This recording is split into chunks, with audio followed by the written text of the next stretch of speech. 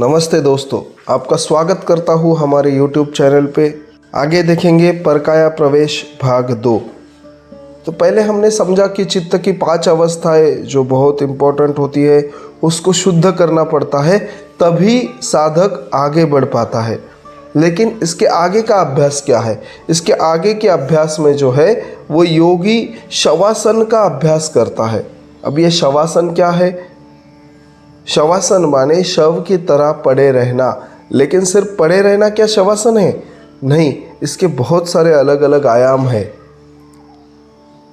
एक जगह समतल भूमि पे लेट के नीचे कुछ बिठा दिया, उस पे नीचे कुछ डाल दिया, उस पे लेट के तलवे जो है वो आकाश की ओर करके एक चित जैसे कोई जीव पड़ा रहता है, उसमें से आत्मा निकल जाने के बाद जैसे वो कोई है ही नहीं, जैसे उसका कोई अस्तित्व ही नहीं है, जैसे वो शक्ति विहीन हो गया है, तो उसी तरह उसे ही कहा जाता है शवासन। YouTube के आपको ढेर सारे वीडियो मिल जाएंगे कि शवासन क्या है, लेकिन इसको और डीप लेके जाते हैं इस शवासन की विधि को।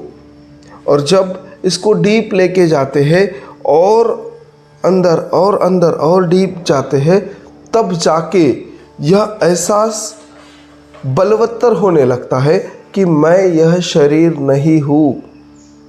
शरीर स्थिर हो रहा है, शरीर शव की तरह पड़ा है, लेकिन इस पे नियंत्रण करने वाला जो मैं हूँ वो इसमें से अलग हूँ। तो इस भाव को प्रबलता देने के लिए शवासन किया जाता है।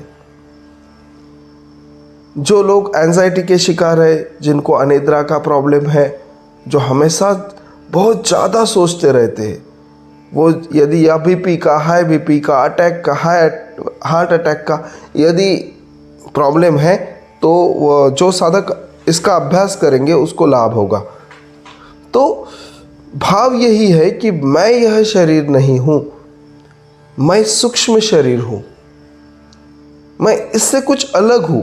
इस भाव को गति देने के लिए इसके आगे के चरण में साधक उसी जगह बैठता है। ये एक दिन में होने वाली प्रक्रिया नहीं है, इसमें बैठता है। बैठने के बाद वो सिर्फ सोचता है कि मैं सिर्फ रीढ़ की हड्डी हूँ। क्योंकि अभी जो साइंस है वो साइंस हमेशा हमें कहती है कि जो हमारी रीढ़ की हड्डी है वो इम्पोर्टेंट पार्ट है हमारी बॉडी का।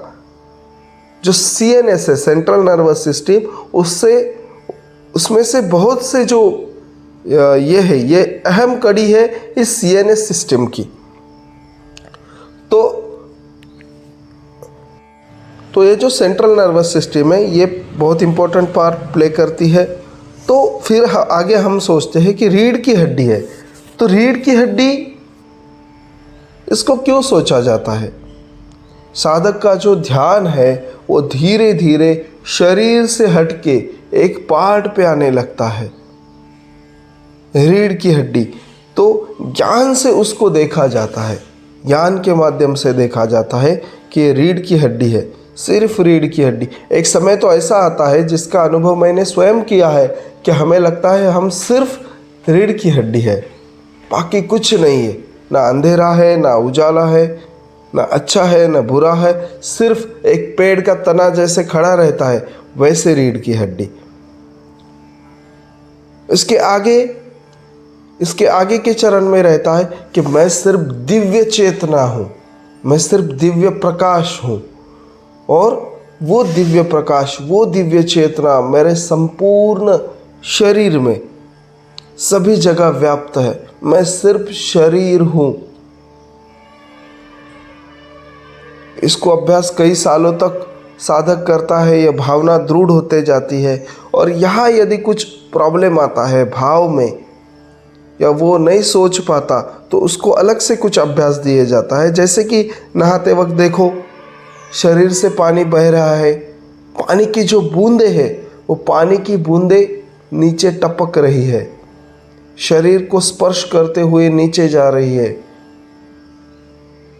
ठंडी हवा में बिठाया जाता है, नंगे बदन स्पर्श करते हुए, शरीर को स्पर्श करते हुए हवा आगे बढ़ रही है।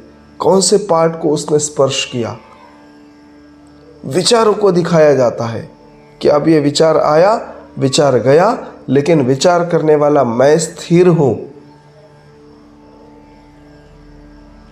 तो इसके बाद साधक को फिर से लिटाया जाता है और शवासन के आगे के चरण में उसको लेके जाया जाता है और वहाँ से फिर एक सुनहरी जो तार जैसी होती है उससे उसका सूक्ष्म शरीर बाहर निकलता है और फिर वो आगे की उसमें कुछ सावधानियाँ भी होती है, वो तीसरे पार्ट में हम देखेंगे।